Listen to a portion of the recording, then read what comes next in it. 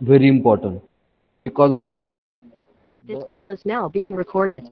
because of the fuel requirement is there, and the availability of fuel near to the very important. So site selection factors of thermal power plant, then advantages and disadvantages of thermal power plant.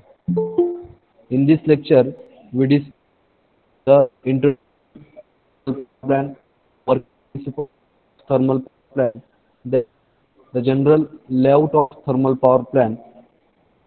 Then the next part is equipment which are used in power plant, main equipment thermal power plant. Then waste generated and their control. Whenever the coal is burned, after that the ash is formed, and that ash is very big point of view. The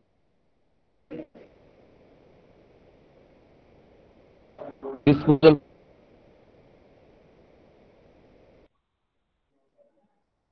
the ash disposal facility available near to the plant. So waste generated and control. Last point is advantages and disadvantages of plant. The first thing is introduction.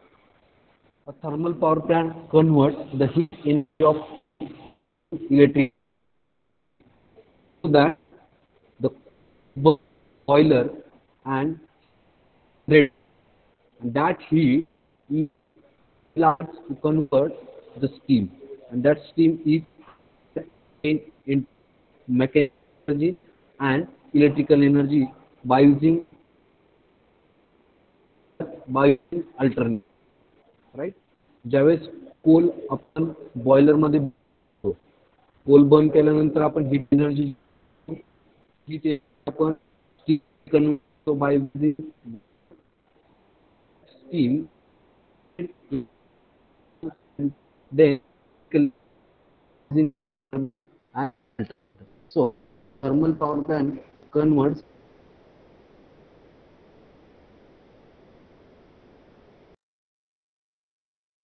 the heat energy steam turbine produces power which drives the alternator coupled to the turbine, and the thermal power plant contributes generation of power for any country. The overall scenario जर बघायला गेलं for India, near about 70 using a thermal power plant. जर पूर्ण scenario जर आपण बघितला all over इंडियामध्ये, तर जवळपास 75% ही इलेक्ट्रिसिटी आपण जवळपास 75% इलेक्ट्रिसिटी ही आपण thermal power plant करत असतो, आणि रिमेनिंग आहे नियर अबाउट 25%. तुमचं मग न्यूक्लिअर पॉवर प्लांट असेल, रिन्युएबल एनर्जी असेल, सोलर असेल, विंड असेल,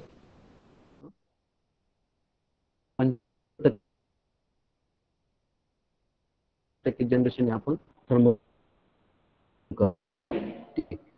Then thermal power plant constitute 75% of the total captive and non-captive power generation in India. आता सांगितलं जवळपास 75% पॉवर जनरेशन हे आपण by using thermal power plant करत असतो.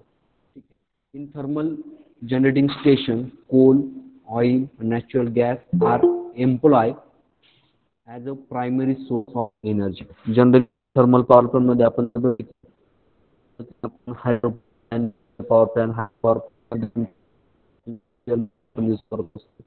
न्यूक्लिअर मध्ये आपण जर बघितलं तर युरेनियम थोरियम तर त्या पद्धतीने नसतो, तर सोर्स प्रायमरी एनर्जी सोर्स असतो, तर युटिलायझेशन करून आपण इलेक्ट्रिसिटी ही जनरेट करत असतो. ठीक आहे. So next point, the working principle of thermal power plant. Firstly, the water is taken into the boiler from a water source. Boiler is heated of लक्षात घ्या तर हीट करण्यासाठी आपण कोल त्या बॉयलर मध्ये घेत असतो. The even temperature is the transformation of water into steam. ते वॉटर आपण हीट केल्यानंतर त्या वॉटरचं कशामध्ये होतं, स्टीममध्ये. The steam generated in the boiler is send to the steam turbine. ही हाय प्रेशर जी स्टीम आहे जनरेट झालेली हाय प्रेशर आपण स्टीम टर्बाईन. स्टीम टर्बाईनचं जर आपण कन्स्ट्रक्शन जर बघितलं तर जनरली शाफ्ट असतो, त्या शाफ्टवरती ब्लेड्स असतात आणि तुमची ही हाय प्रेशर जी स्टीम्स आहे ती स्टीम आपण त्या ब्लेडवरती बंबार्ड करतो असतो, प्रेशराईज करत असतो आणि त्या स्टीम टर्बाईनचे ब्लेड थ्रू आपण जो शाफ्ट जो आहे स्टीम टर्बाईनचा तो काय करत असतो, रोटेट करत असतो. ठीक आहे.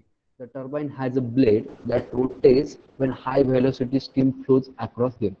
लक्षात घ्या. The turbine has a blade that rotates when high velocity steam flows across them.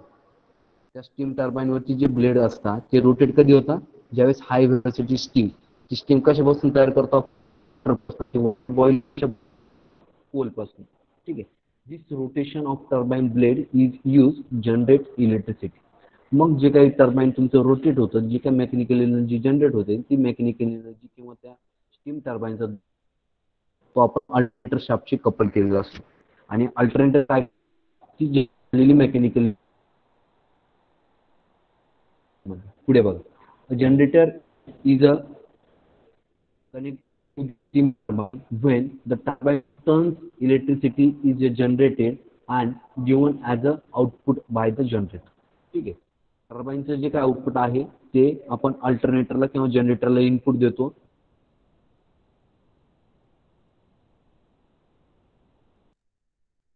Electrical alternator. Alternator is a device which converts mechanical energy into the electrical energy. लक्षात राहू. Which is then supplied to the consumer through high voltage power lines. मग तयार झालेली three phase supply आहे ती आपण कंझ्युमरला deliver according load demand ती high voltage आपण बाय युझिंग ट्रान्सफॉर्मर असेल, बाय युझिंग ग्रीड असेल, by using conductor distribution sector through आपण ती कंझ्युमर पर्यंत काय करत असतो, डिलिव्हर करतो असतो. ठीक आहे. हे झालं तुमचं working principle of thermal power plant.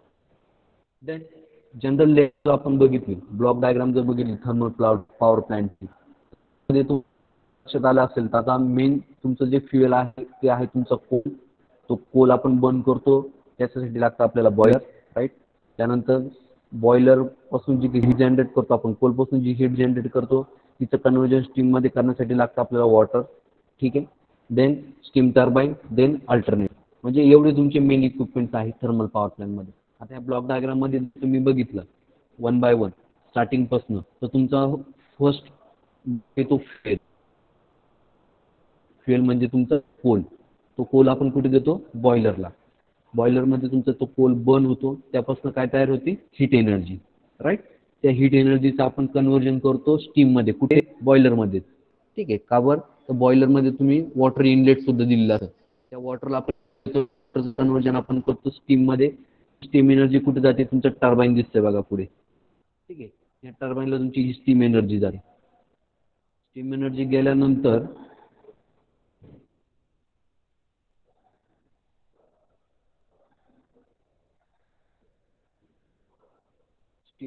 Steam टर्बाईनला तुमची एनर्जी, स्टीम टर्बाईनला तुमचं स्टीम गेल्यानंतर त्या स्टीम टर्बाईनमध्ये जे काही ब्लेड्स असतात त्या ब्लेडवरती तुमची हाय प्रेशर त्या ठिकाणी जाते आणि तुमचं जे काही स्टीम टर्बाईनचे ब्लेड्स आहे ते काय करते, रोटेट करते.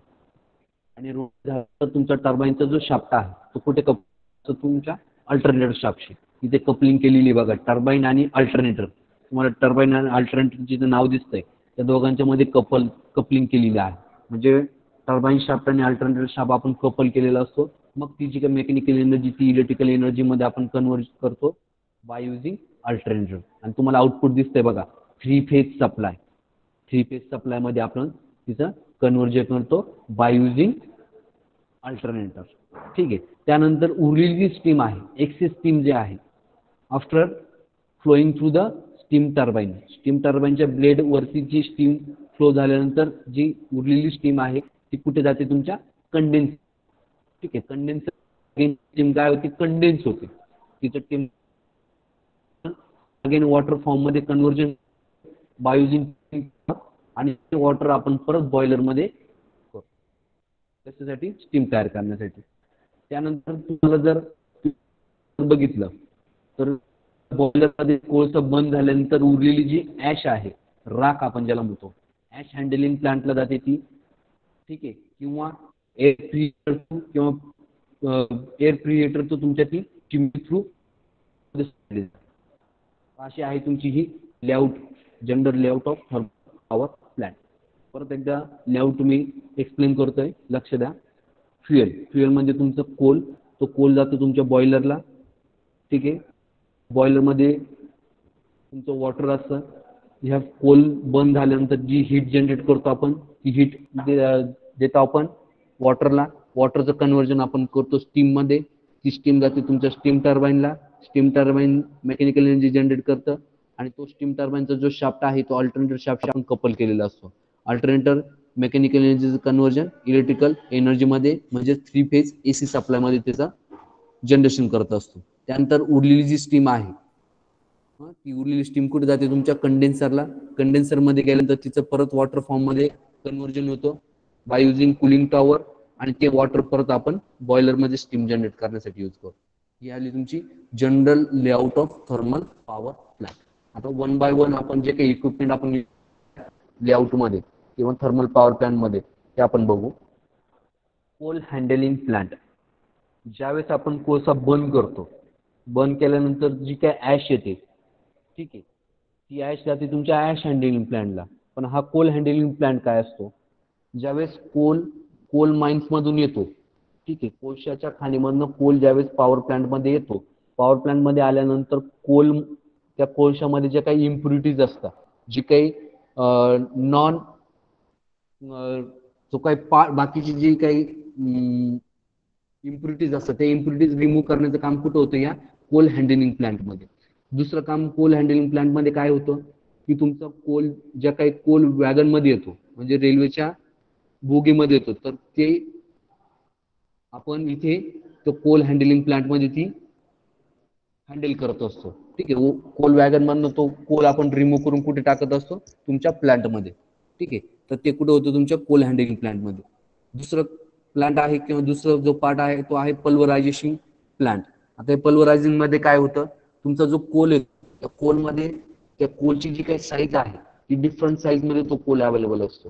तर ते जो काही कोल आहे तो आपण सेम साईज मध्ये करण्याचं काम कुठं होतं, या पल्वरायझिंग प्लांटमध्ये, ठीक आहे. त्यानंतर बॉयलरमध्ये तुमचा हा कोल एकदा पल्वराइज झाला की तो कुठे येतो, तुमच्या बॉयलरमध्ये तो कोल काय होतो, बर्न होतो. देन टर्बाईन मध्ये काय होतं, तुमचे टर्बाईन आहे स्टीम टर्बाईन स्टीम एनर्जीचं कन्व्हर्जन कशात करतं, मेकॅनिकल एनर्जीमध्ये. ते झालं तुमचं टर्बाईन. त्यानंतर कंडेन्सर मध्ये काय होतं, जी काही एक्सेस स्टीम आहे स्टीम टर्बाईन मधून फ्लो झाल्यानंतर ब्लेडवरनं फ्लो झाल्यानंतर उरलेली जी स्टीम आहे ती कुठे जाते, तुमच्या कंडेन्सरला. आणि कंडेन्सरमध्ये ती स्टीम काय होते, तिचं टेम्परेचर आपण कूल डाऊन करतो आणि तिचं अगेन वॉटर फॉर्ममध्ये आपण कन्व्हर्जन करतो. ते हे कुठे होतं ऑपरेशन, कंडेन्सरमध्ये. त्यानंतर नेक्स्ट पॉईंट आहे तुमचं कुलिंग टॉवर अँड पॉन्ड्स. ह्या कंडेन्सरमध्ये जी स्टीम येते तिचं टेम्परेचर डाऊन करण्यासाठी आपण जे काही वॉटर यूज करतो तर ते जातं तुमच्या कुलिंग टॉवर थ्रू. कुठून जातं, कुलिंग टॉवर, ठीक आहे. त्यानंतर फीड वॉटर हीटर. बॉयलरला वॉटर फीड करण्याचं काम कोण करतो, तुमचं फीड वॉटर हीटर. इकोनायझर मध्ये तुमची तयार झालेली जी ॲश आहे ती इकोनाइज करून ती ऍटमॉस्फिअर मध्ये सोडली जाते आणि एअर प्रिहेटर, ठीक आहे. हे झाले तुमचे main equipment which is use in thermal power plant. आता वन बाय वन आपण प्रत्येक इक्विपमेंटचं फंक्शन बघतोय. Coal handling plant. Coal is transported to a power station by using rail or road and stored in a coal storage plant and they're pulverized. ठीक आहे. Coal handling मध्ये काय होतं, Coal तुमच्या कोल माइन पासून येतो by using rail roadways आणि तो स्टोअर केला जातो तुमच्या ह्या कोल हँडलिंग प्लांटमध्ये. The function of coal handling plant is automatic feeding of coal to the boiler furnace. तो कोल तुमच्या कोल स्टोरेज पासून तुमच्या बॉयलर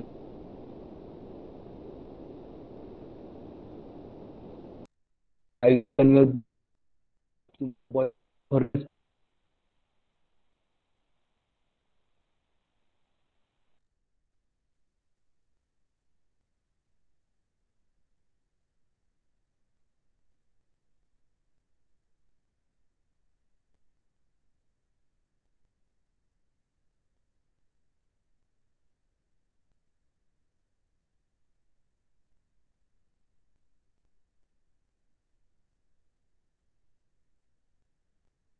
दोन मेगावॅट एवढंच जनरेशन होतं डेली.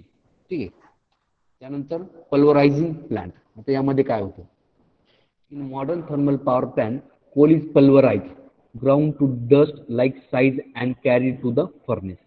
लक्षात घ्या, त्यामध्ये जे काही डस्ट पार्टिकल असतात, कोळशाच्या बोगीमध्ये किंवा कोळशामध्ये जे काही डस्ट पार्टिकल असतात ते रिमूव्ह करतो आपण.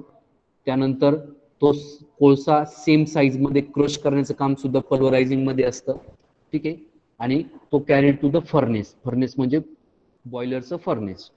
Pulverizing is a means of exposing a large surface area, the action of oxygen and constant helping combinations or combustion. ठीक आहे. सो जो कोल एका साईज मध्ये आपण क्रश करतो, तयार करतो, तो कोल आपण through a conveyor belt, through a elevators आपण फर्नेस मध्ये देतो आणि त्या फर्नेस मध्ये किंवा त्या बॉयलर मध्ये ऑक्सिजन आणि एअरचं कंबन्शन थ्रू तुमचा तो कोल आपण काय करतो असतो, बर्न करतो असतो. Pulverizing process constitute 3 stage classify as feeding, drying and grinding. Feeding म्हणजे काय? तुमचा कोल हा बॉयलरला पोचवण्याचं काम कोण करतं? पल्वरायझिंग प्लांट किंवा कोल हँडलिंग प्लांट. सो त्याला आपण फीडिंग म्हणतो. ड्राईंग. ड्राईंग म्हणजे त्या कोलमध्ये जर काही मॉइश्चर असेल, कोळसा जर काही ओला असेल तर तो आपण ड्राय करतो. ड्राईंग आणि ग्राइंडिंग. ग्राइंडिंग म्हणजे सेम साईज मध्ये आपण कोल काय करतो असतो, क्रश करतो असतो. डिफरंट साईज मधला जो कोल आहे एका सेम साईज मध्ये आपण तो क्रश करतो असतो, त्याला आपण म्हणतो ग्राइंडिंग. ठीक आहे. हे झालं तुमचं सेकंड. त्यानंतर बॉयलर. बॉयलर मध्ये काय होतं? The function of boiler is to generate steam at desired pressure. ठीक आहे. बॉयलर मध्ये तुमचा कोल येतो. कोल आल्यानंतर तो आपण काय करतो? तो बर्न करतो आणि त्यापासून आपण काय तयार करतो? स्टीम तयार करतो. And temperature of transferring a heat produced by burning of fuel in a furnace to change water into steam. त्या बॉयलर मध्ये आपण कोळसा बर्न करतो, त्या हीट एनर्जीचं कन्व्हर्जन आपण स्टीम मध्ये करतो बाय युझिंग वॉटर. हे सर्व फंक्शन कुठे येतं? तुमच्या ह्या बॉयलर मध्ये, म्हणजे बॉयलरचं फंक्शन समोर. त्यानंतर पुढे जातो, तुमची स्टीम तयार झाल्यानंतर पुढे येतो तुमच्या टर्बाईनला. ठीक आहे. In a thermal power plant, generally 3 turbines are used to increase the efficiency. High pressure turbine, intermediate pressure turbine आणि लो प्रेशर टर्बाईन. हे टर्बाईन असतं तुमचं स्टीम टर्बाईन. कोणतं टर्बाईन असतं? स्टीम. बॉयलर मध्ये स्टीम तयार होते आणि त्या स्टीमचं कन्व्हर्जन मेकॅनिकल एनर्जी मध्ये करण्यासाठी आपण यूज करतो स्टीम टर्बाईन. ठीक आहे. हे टर्बाईन. त्यानंतर condenser. The surface condenser is a shell and tube heat exchanger where cooling water flows through the tubes and exhaust steam fed into the shell surrounded the tubes. As a result, steam condense outside the tubes. म्हणजे काय? Steam turbine मध्ये तुमची steam गेल्यानंतर जी उरलेली steam आहे ती कुठे येते? तुमच्या कंडेन्सरला. आणि त्या कंडेन्सर मध्ये नंबर ऑफ ट्यूब्स असतात. त्यामध्ये कूलिंग वॉटर असतं, कंटिन्युअस फ्लो मध्ये वॉटर असतं आणि त्या स्टीमचं कन्व्हर्जन वॉटर फॉर्म मध्ये होतं बाय युझिंग कंडेन्सर. कंडेन्स करतो आपण स्टीम. ते कुठे होतं? तुमच्या कंडेन्सर मध्ये.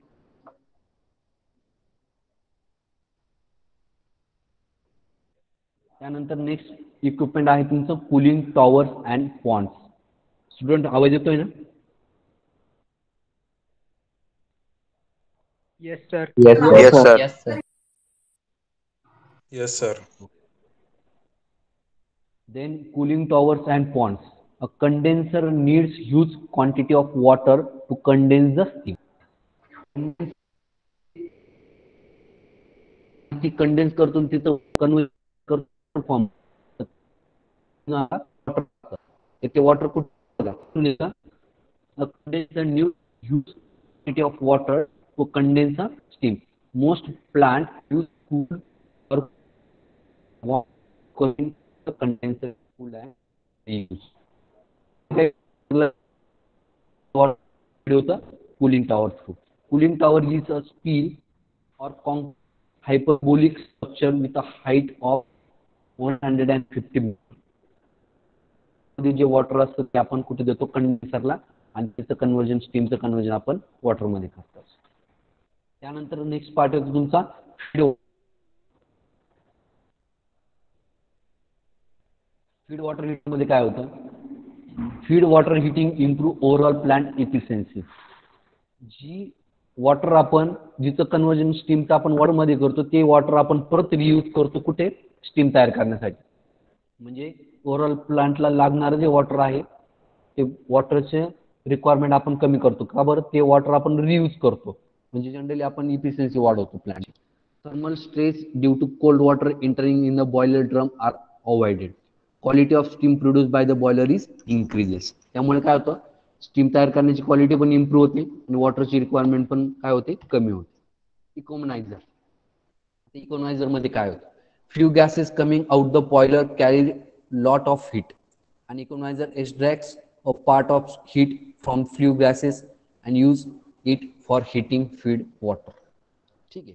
ज्यावेळेस ऍश तयार होते किंवा कोळसा बंद झाल्यानंतर जी हीट तयार होते आणि जी हीट आपण जिला काय म्हणतो, पोल्युटेड किंवा जे फ्ल्यू गॅसेस मधली जी हीट असते जे आपण ऍटमॉस्फेअर मध्ये सोडतो, तर त्या हीट मध्ये किंवा त्या गॅसेस मध्ये सुद्धा काही प्रमाणात हीट असते किंवा टेम्परेचर असतं. ते टेम्परेचर इकोनॉयझर मध्ये कॅप्चर केलं जातं, ते सुद्धा आपण परत यूज करतो. Saving coal consumption and higher boiler efficiency. त्याचा इम्पॅक्ट काय होतो, कोलचं कन्झम्पशन होतं.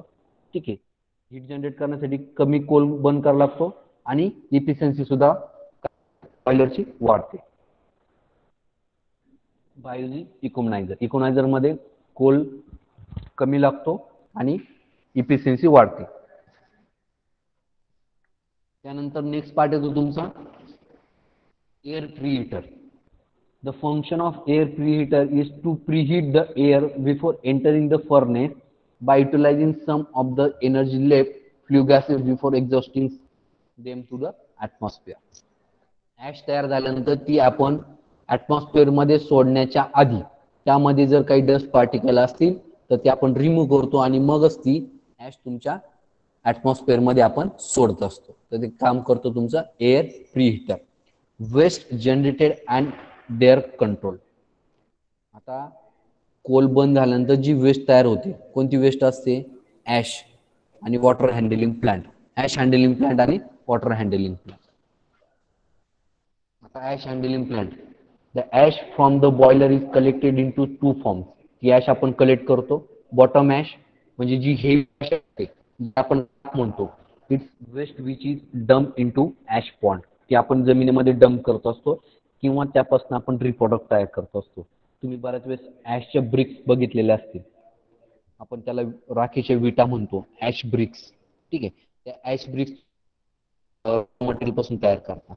त्यानंतर जी झाली सॉलिड ऍश म्हणजे जी हेवी ऍश असते तिला आपण म्हणतो बॉटम ऍश, आणि जी एकदम हलकी ऍश असते किंवा एकदम स्मॉल पार्टिकल असतं जे आपण ऍटमॉस्फिअर मध्ये सोडतो त्याला आपण म्हणतो फ्लाय ऍश.